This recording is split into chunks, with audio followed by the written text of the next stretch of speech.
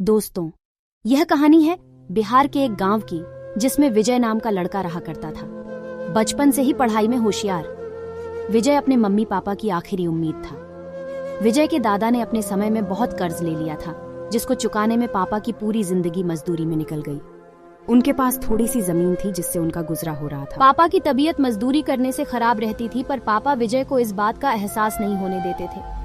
विजय को पढ़ाई में इतना होशियार देखकर उसके मम्मी पापा ने हर वह काम किया जिससे वह विजय को पढ़ा पाए।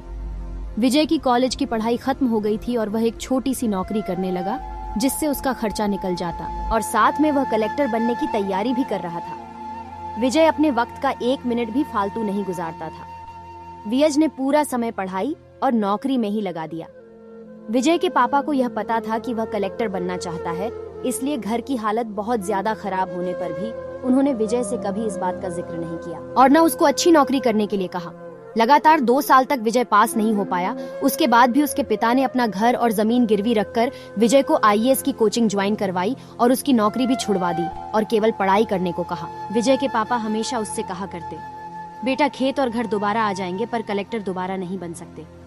आज पूरे साल पढ़ाई करने के बाद विजय का रिजल्ट आ गया, जिसमें वह अच्छे नंबरों से निकल गया था। आज उसके पिता से ज्यादा खुश कोई नहीं था। ऐसा लग रहा था जैसे विजय का सपना पूरा होने वाला है, पर भगवान को कुछ और ही मंजूर था। विजय का कल इंटरव्यू था और सुबह से उसके पापा की तबीयत खराब थी।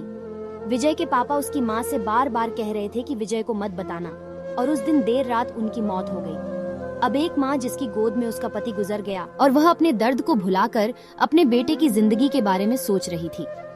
माँ ने पड़ोसियों तक को इस बात का एहसास नहीं होने दिया कि उसका पति अब नहीं रहा। पूरी रात ऐसे रोई की आवाज भी न निकले, और सुबह विजय जब इंटरव्यू देने जाने लगा तब माँ और पापा के आशीर्वाद के लिए उसने माँ को कॉल किया। माँ ने पूरी हिम्मत लगा दी अपना सच छुपाने के लिए और विजय को आशीर्वाद दिया। और जब विजय ने पापा से बात करने को कहा तो माँ बोली, पापा अब तुमसे बात नहीं करेंगे, वह कलेक्टर से बात करेंगे। इतनी बात करके माँ ने फोन रख दिया। विजय का जब इंटरव्यू हो गया तब उसे बताया गया कि उसके पिता की तबीयत खराब है, उसको तुरंत घर जाना है। विजय को एक पल नहीं लगा अपने पिता की हालत समझने में। घर पहुंचकर पिता के पैरों में गिरकर वह जोर जोर से रोने लगा और कहने लगा, पापा उठो, देखो मैं कलेक्टर बन गया। आज उसके पिता को वह खुशी मिली थी जिसका उनको वर्षों से इंतजार था, पर आज वह इस दुनिया में नहीं थे।